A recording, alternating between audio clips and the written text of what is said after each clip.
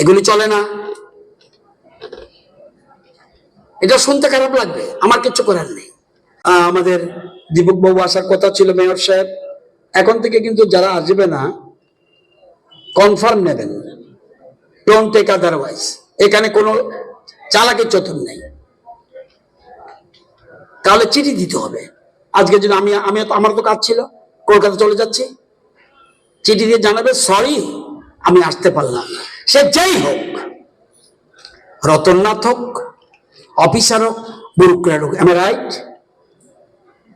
সে chairman Dipak বাবুজি না বলতে চিঠি দিয়ে জানাবে আমি আসতে পারবো না, সরি। আমার আশা কর্মীদের জন্য শুভেচ্ছা রইল। আমাদের সেক্রেটারি সাহেব আসছে, সাজু সাহেবের কাছে আছে, তবুও এটা ডোন্ট টেক আদারওয়াইজ। এটা আমি কেন আমার জন্য একরকম আরেকজনের জন্য এক নিয়ম হতে পারে না, এটা বলা উচিত। শহীদবাবু এসছে, আমাদের বার্মা সাহেব আসার কথা ছিল, আসেনি। ওনাকে এরকম ভাবে চিঠি দেওয়া উচিত আমি মনে করি।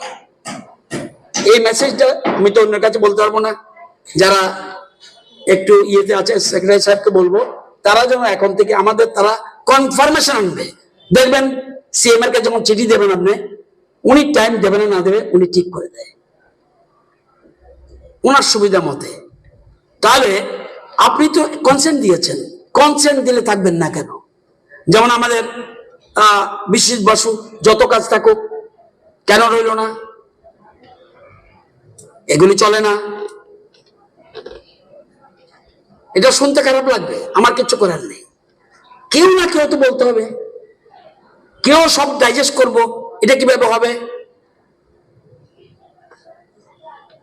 জরুরি কাজ থাকতে পারে, কিন্তু একদম কনসেন্ট দিতে হবে বা চিঠি দিতে হবে। একটা মেসেজ, আমাদের 5 মিনিট লাগবে, সবাই মেসেজগুলো পড়ে দেবে। আজকে যারা আসছে, যদি আসতো মেসেজ একটা দেবে। অনেকে আমি দেখেছি, যেমন প্রধানমন্ত্রী মেসেজ পাঠিয়ে দেয়, ডাইরেক্ট মেসেজ পাঠিয়ে দেয়। বড় বড় যারা আছেন, প্রধানমন্ত্রী থেকে যদি উপরে কেউ হয়, আই ডোন্ট নো। আমাদের রাজ্য প্রতিষ্ঠা দিবসে প্রধানমন্ত্রী মেসেজ দিয়েছে,